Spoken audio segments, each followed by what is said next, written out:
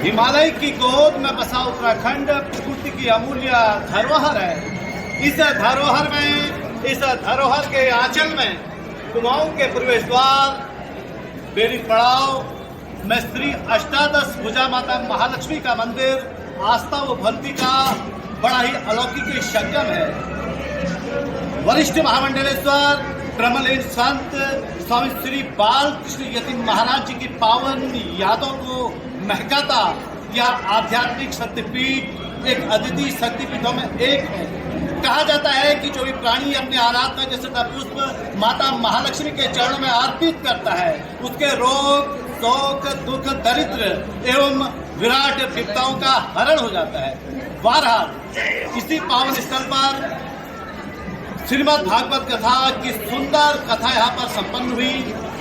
अंतर्राष्ट्रीय कथावाचक जो अपनी सुधामयी वाणी की धार के लिए समूचे विश्व में देश व दुनिया में विख्यात हैं, उत्तराखंड के रहने वाले हैं। ऐसे पावन और दिव्य ज्ञान को अपने आप में समेटे आचार्य श्री नमन कृष्ण महाराज जी ने यहाँ पर सुंदर कथा बांची और इसी पावन अवसर पर और यह जो आज कथा का विराम हुआ, एक और भंडारा चल रहा है और कई लोग भक्तजन महाराज जी से आशीर्वाद भी ले रहे हैं। इसी बीच हम आपको यहाँ पर मिलवाने जा रहे हैं अपने दर्शकों को मंदिर के वरिष्ठ महामंडलेश्वर श्री सोमेश्वर यति महाराज जी से, जिनका पावन सानिध्य, जिनका पावन स्नेह सदैव अपने भक्तों के प्रति लगा रहता है। महाराज जी, आपका बहुत बहुत स्वागत है और आज आपसे यह जानना चाहेंगे कि इस पावन स्थल पर श्री नमन कृष्ण महाराज जी द्वारा जो सुंदर कथा वाची गई, तो श्रीमद् भागवत कथा के विराम दिवस के इस पावन अवसर पर स्थानीय जनमानस के नाम आप अपने शुभकामना संदेश में क्या कहना चाहते हैं? सर्वप्रथम आप सभी लोगों को इस श्रीमद् भागवत महापुराण की जो दिव्य कथा हुई है उसकी ढेर सारी शुभकामनाएं देते हैं। आप सभी लोगों ने नित्य 7 दिवस से यहाँ अपना अमूल्य समय निकाल करके इस रसमयी भागवत में कथा को श्रवण किया।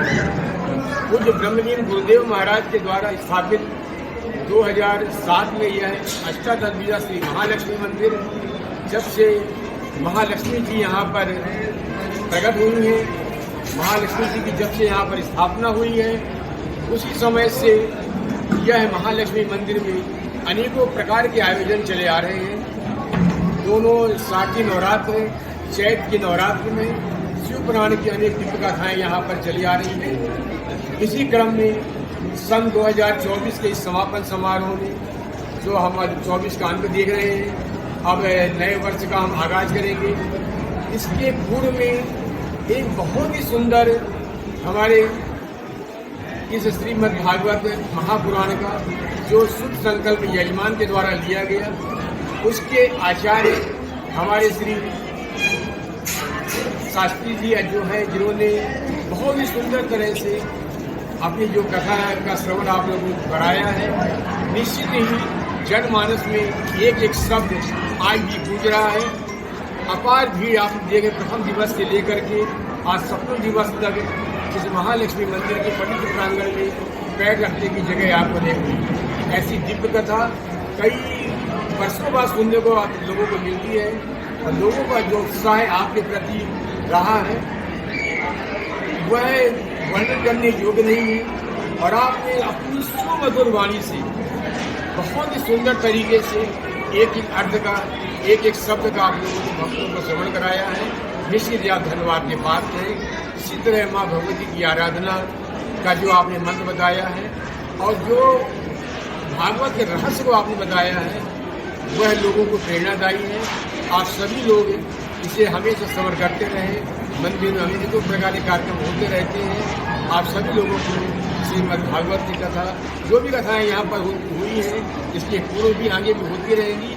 आप लोग बढ़ चढ़ के इसे श्रवण करें। हरिओम तत्सत। बहुत सुंदर बात मुझे आपने बताई, अपना आमंत्रण प्रदान किया। वास्तव में नमन जी की कथा तो इतनी सुंदर रही कि भक्तजनों का तो यहाँ तक कहना था कि नमन जी कहिए कुछ योग विभूति या विस्तार से भरता नहीं, मगर आपकी वाणी की सुधा में धार से, आपकी वाणी में जो सुधा का बड़ा ही सौंदर्य था, उसको लेकर के भक्तजन वास्तव में बड़े प्रसन्न हैं और आपने बहुत शानदार कथा का यहाँ पर वाचन किया। इसलिए महाराज जी को भी, महाराज जी के सानिध्य में कथा आयोजित हुई, इसलिए समस्त दर्शकों की ओर से महाराज जी का भी और आपका भी बहुत बहुत धन्यवाद।